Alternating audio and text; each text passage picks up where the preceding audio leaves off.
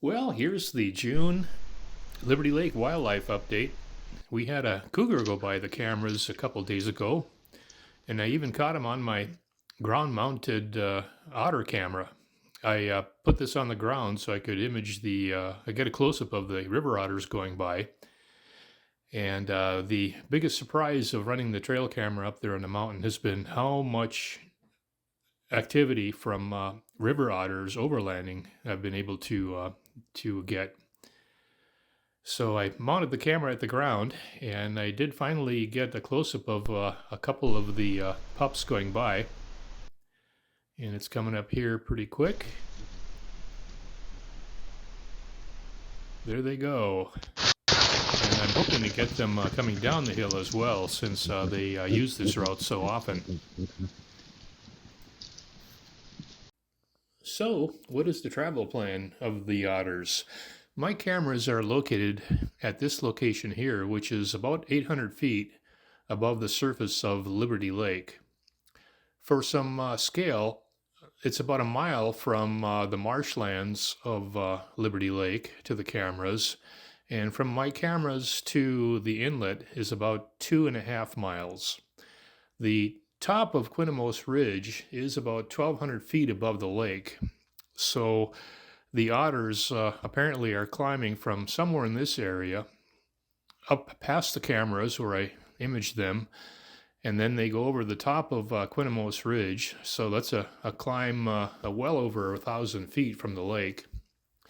And then they go down into the Saltese wetlands area. There is a pond here at Quinamos Creek where otters have been seen. And there's a bunch of small potholes in the wetlands there, and there's also this large pond that's by the visitor center where river otters have also been seen. So the travel that the otters do is apparently in this big loop between Liberty Lake over Quinamos Ridge to this series of ponds.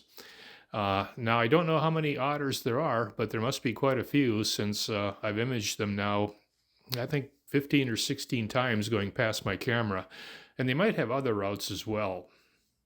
The ground-mounted camera also captured this year-old bear cub going by. He's quite small, and there are a lot of moose in the area where the cameras are located, and you get a good view of some of their hooves and legs because they're so tall.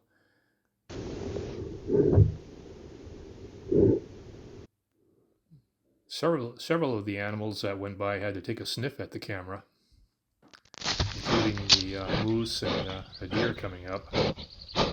I think it's something new in their environment, so they're kind of curious what it is and where it came from.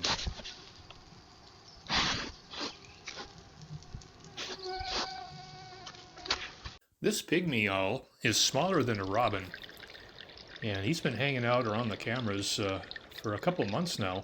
I think he's eating a lot of the field mice that are in the area. And the porcupines have also been going by.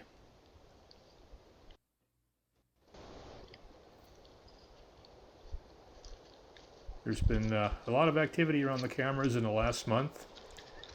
And I think at this point I'll stop the narration and you can just listen to some of the sounds of nature around the cameras. Thanks for watching.